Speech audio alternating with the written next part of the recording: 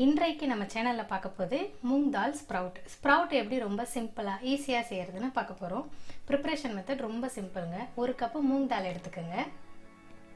அதை ஒரு 2 இல்லைன்னா 3 தடவை நீங்கள் நல்லா கழுவி நம்ம பச்சை பயிர் தண்ணி மூழ்கிற அளவுக்கு நீங்கள் விட்டுட்டு ஒரு 5 மணி நேரம் அப்படியே விட்டுடுங்க. அது நல்லா ஊறி உங்களுக்கு கிடைக்கும். இங்கே பாருங்கள், இப்போ மூங் தால் நல்லா நம்ம 5 ஹவர்ஸ் நல்லா சூக்காயிட்டு நல்லா ஊறிட்டுருக்குங்க.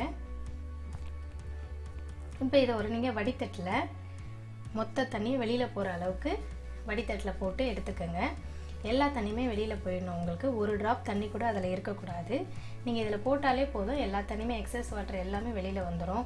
அதுக்கப்புறம் ஒரு துணியை போட்டு கட்டி வைக்கணும் அப்படிலாம் எதுவுமே கிடையாதுங்க. ரொம்ப சிம்பிள் ப்ரிப்ரேஷன் தான் இது. தண்ணியை மொத்தம் ட்ரைன் பண்ணாலே போதும் உங்களுக்கு. இப்போ நான் எடுக்க போகிறது ஹாட் பாக்ஸ். இந்த ஹாட் பாக்ஸ்க்குள்ளே நீங்கள் அந்த பச்சை பயிரை தண்ணி இல்லாமல் இதில் நாம் சேர்க்க போகிறோம். சேர்த்தாச்சு.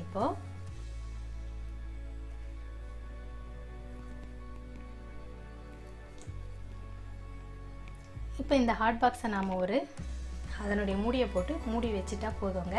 அப்படியே ஓவர் நைட் அப்படியே விட்டுடுங்க, இல்லைன்னா 8 ஹவர்ஸ் டைமு. காலையில் பார்த்தீங்கன்னா அழகான ஸ்ப்ரவுட் நமக்கு கிடச்சிருச்சு. ரொம்ப ஈஸியான ப்ரிப்பரேஷனுங்க இது. இப்போ இந்த ஸ்ப்ரவுட் வச்சு உங்களுக்கு தேவையான அத்தனை டிஷ்ஷையும் நீங்கள் தயார் பண்ணலாம். Thank you friends.